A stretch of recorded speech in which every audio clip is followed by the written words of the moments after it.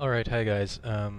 This is going to be that little shit that I wish I had known video to help prepare you for playing Rainbow Six Siege out in the We wild. need to protect the biohazard container.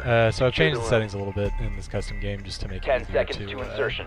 explain stuff, but basically what you're going to want to do at the beginning of every round is look Down to around 5 seconds. and identify all of the normal entrances. So we've got yellow stairs here, Op 4 has failed to find the biohazard container. site, the cafeteria over here, goes into a hallway, we got some stairs, the service stairs, goes over towards archives, this goes over towards archives. Archives is a dead end, but you don't even really have to go that far as long as you recognize, okay, 3 staircases, got the basement corridor. I usually call it the security hall because it's the security hall right next to it. So we've got 3 staircases leading into 3 rooms, or 2 rooms really, that are adjacent to the objective. So, in addition to that, we've got a garage wall here, which I'll show you from the other side. You have entered an enemy-controlled area. Faces the Leave exterior now. of the Your map. location has been compromised. This wall is destructible.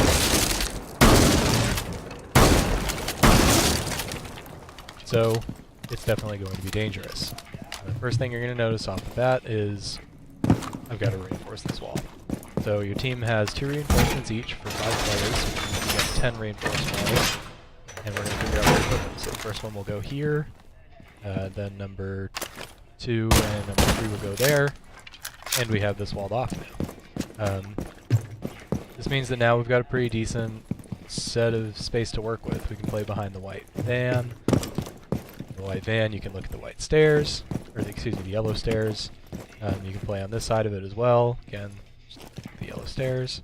You can play on the yellow pillar. And you can play behind pipes. Looking at the circle stairs and the service stairs when you want to. So that gives us a lot of space to work with, except for this roof hatch. The roof hatch can be a problem because, see, we can go up to it.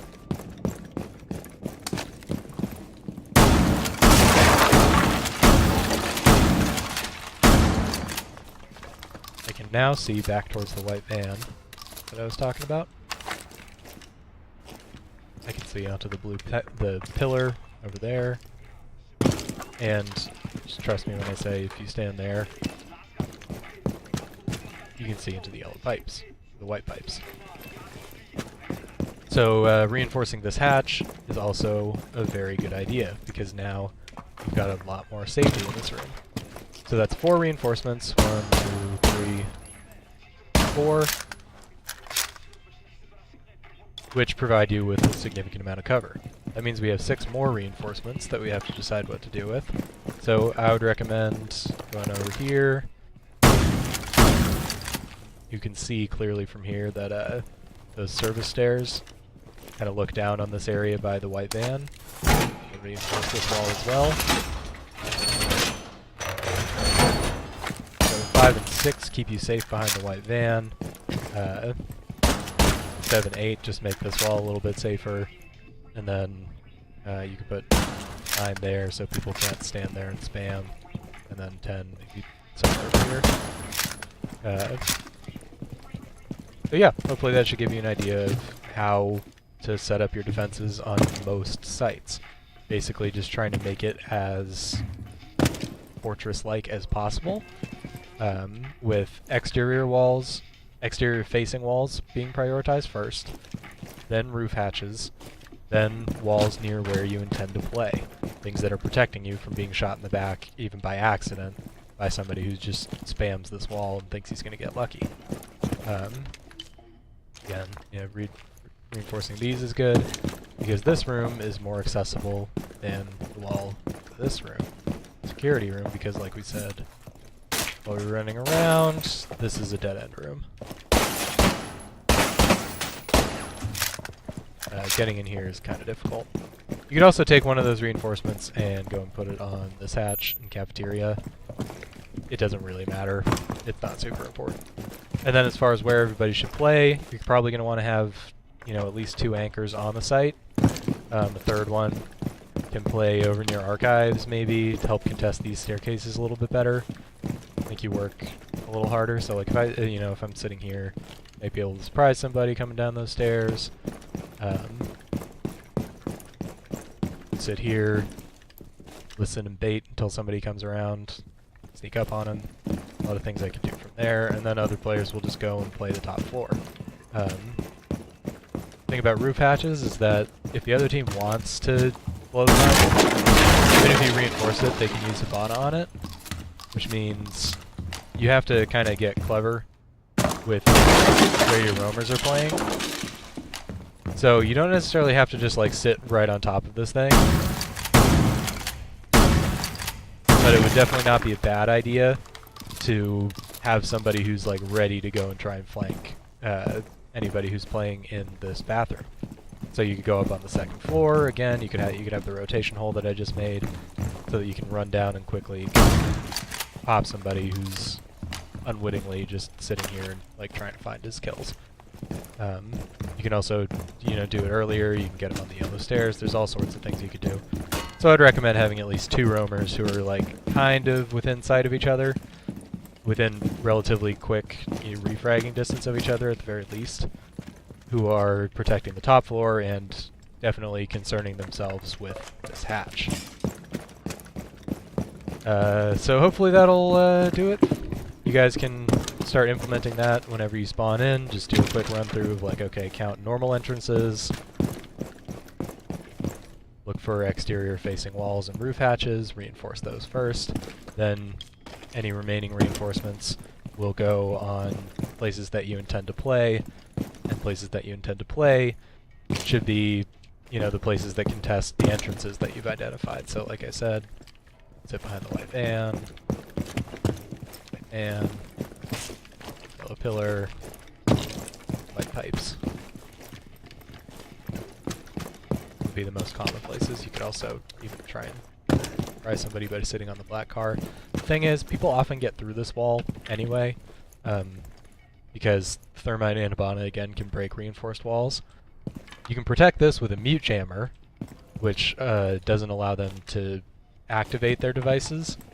So it'll, you know, they'll go up, but they won't go off, and there won't be a hole. Or with bandit wires, which actually destroy their devices.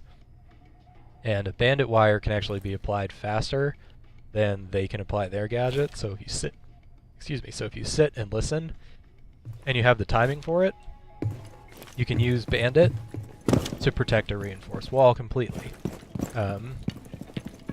And they won't be able to get into it if your timing is perfect. However, they, you know, if your timing isn't perfect, they can get in, and if you just preset your devices, they can destroy them by you just coming into the yellow stairs and shooting them. By rolling a grenade or something underneath here, it'll usually blow up the one on this wall. Or they could throw a Thatcher EMP grenade that will destroy it from the other side of the wall, which makes it kind of difficult in the aggregate to hold this. And you want to just kind of delay them as much as possible. Hope that maybe they made bad operator picks and didn't bring Thatcher. And you still want to hedge kind of against them being able to break that, or sending those resources to break the hatch. If they break both, you've kind of failed already, basically. But hopefully, you know, what you can kind of expect to lose one of the two, and you just want to have places that you can fall back to. So, or if they break the wall, then, you know, I'm not going up to that front part of the white van, obviously. But I can still play back here as soon as it says that somebody's contesting. I'll just throw my smokes right over it, and into the hole that they've most likely made. So I can throw that up. If they try and come around, I can just hold the angle on the only place that they can run to. So yeah, hopefully that is helpful for you guys. I know I also included that little spiel on Bandit, Mute, Thermite, and Hibana. It'll take you a little bit while to get used to that, but I would highly recommend taking a minute to learn how that works. Like, memorize that Thermite and Hibana are the ones who can break walls, that Thatcher is popular for destroying the devices that protect the walls, that Twitch is also popular for doing that with their drone, and that on defense, the Bandit trick is an extremely useful skill to learn if you can, which is just that getting the right timing. And that mute is always a good choice because he can protect reinforced walls, and you should probably prioritize that over just blocking entrances and stuff. Alrighty, Down to so I'm going to 15 pause this seconds. and we'll move on to the next map.